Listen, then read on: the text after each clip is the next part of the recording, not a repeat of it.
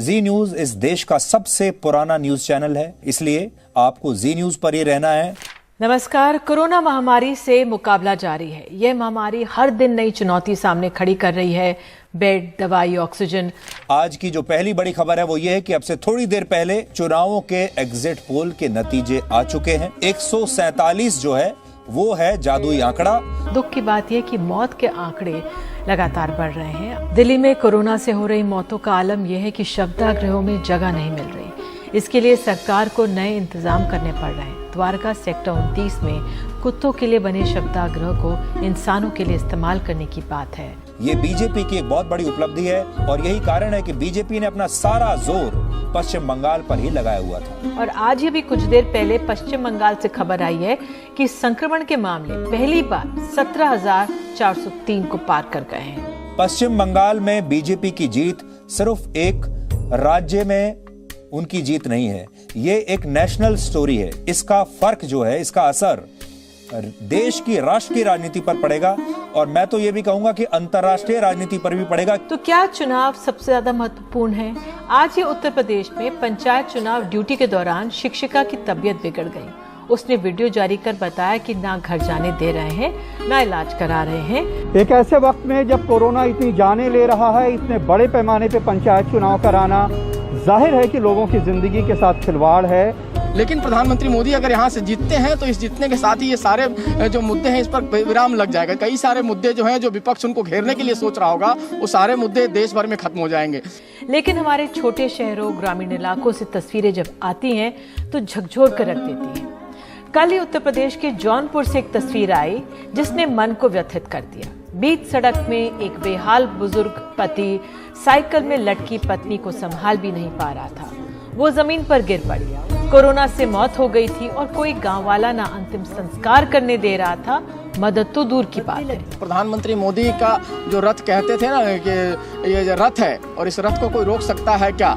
जो रामायण के समय के रथ की चर्चा होती है, भगवान राम के रथ को कोई रोक सकता था कि नहीं, तो प्रधानमंत्री मोदी के रथ को रोकना एक बड़ी चर्चा का विषय और देश भर में। उधर सूरत में कोरोना के मामले लगातार बढ़ते जा रहे हैं। ऐसे में यहाँ के अस्पतालों पर लगातार दबाव है। प्रधानमंत्री मोदी की छवि को खराब करने की कोशिश की जा रही है। जो छवि प्रधानमंत्री मोदी की बनी है कि वो हर आदमी की बात को समझते हैं और उन तक उस चीज को पहुँचाते हैं। कोरोना से जूझ रही दिल्ली एम्बुलेंस, अस्पताल, बेड और ऑक्सीजन खोज रही है और इसी बीच केंद्र सरकार ने GNCTD एक्ट लागू कर दिया है, जिसके तहत दिल्ली सरकार का मतलब चुनी हुई सरकार नहीं, उपराज्यपाल होगा। इससे देश के विपक्ष की सारी उम्मीदों पर पानी फिर जाएगा। इस समय विपक्ष के पास बीजेपी के खिलाफ कोई बड़ा नेता नहीं है और वो सोचते थे कि ममता बनर्जी वो बड़ा चेहरा बन सकती है। अगर ममता बनर्जी इस बार आउट हो जाती हैं तो विपक्ष के पास खेलने के लिए मजबूत खिलाड़ी अब नहीं बचेंगे और आप जानते हैं क्रिकेट के मैदान पर कमजोर खिलाड़ियों वाली टीम कभी भी ज्यादा रन नहीं बना पाती। कोविशील्ड वैक्सीन बनाने वाली कंपनी सीरम इंस्टीट्यूट ने पंजाब सरकार से कहा है कि वो 15 मई से पहले वैक्सीन नहीं दे पाएंगे। ऐसे में राज्य के पास पर्याप्त वैक्सीन नहीं होगी कि वो 1 मई से शुरू होने वाले नए चरण के वैक्सीनेशन को शुरू कर पाएं। बीएमसी के एडिशनल म्युनिसिपल कमिश्नर अश्विनी भिड़े ने कहा है कि नए चरण का टीकाकरण तभी शुरू हो पाएगा जब पर्याप्त वैक्सीन उपलब्ध होंगी।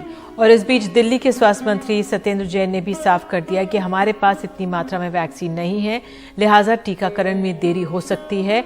इसलिए आज हम आपको कुछ पुरानी तस्वीर दिखाना चाहते हैं। ममता बनर्जी की कहानी आपको बताते हैं। ये खबर नहीं है, ये कहानी है। तो छत्तीसगढ़ की राजधानी रायपुर से खबर आई कि बुजुर्ग महिला को मृत घोषित कर दिया गया। परिजन जब अंतिम संस्कार के लिए गए तो उसे जीवित पाया। हड़बड़ी में एम्बुलेंस आई, अस्पताल भेजा गया, लेकिन उन्हें वहां बचाया नहीं जा सका। तो स्वास्थ्य सेवाओं का जर्जर हाल बार बार हमारे सामने आकर खड़ा हो रहा है। हवा पश्चिम बंगाल में बहुत तेज चल रही है और जब हवा तेज चलती है तो टोपी संभाल कर रखनी चाहिए, क्योंकि टोपी उछलते हुए देर नहीं लगती। ये वो समय है जब कोरोना मरीजों के तीमारदार किसी भी कीमत पर कितना भी पैसा चुकाकर ऑक्सीजन खरीदना चाहते हैं ताकि उनके मरीजों की, अपने परिजनों की जान बच सके। और ऐसे समय में कुछ लोग ऑक्सीजन मुफ्त बांट रहे हैं। ये सेवा की भावना ही है और इस भावना को हमारा प्रणाम, क्योंकि इस भावना की वजह से ही मानवता, इंसानियत जिंदा है और जिंदा रहेगी। तो इस बार फिर वो माइनॉरिटी वोट का क्या हुआ जिसकी तरफ आप इशारा कर रहे हैं अभी?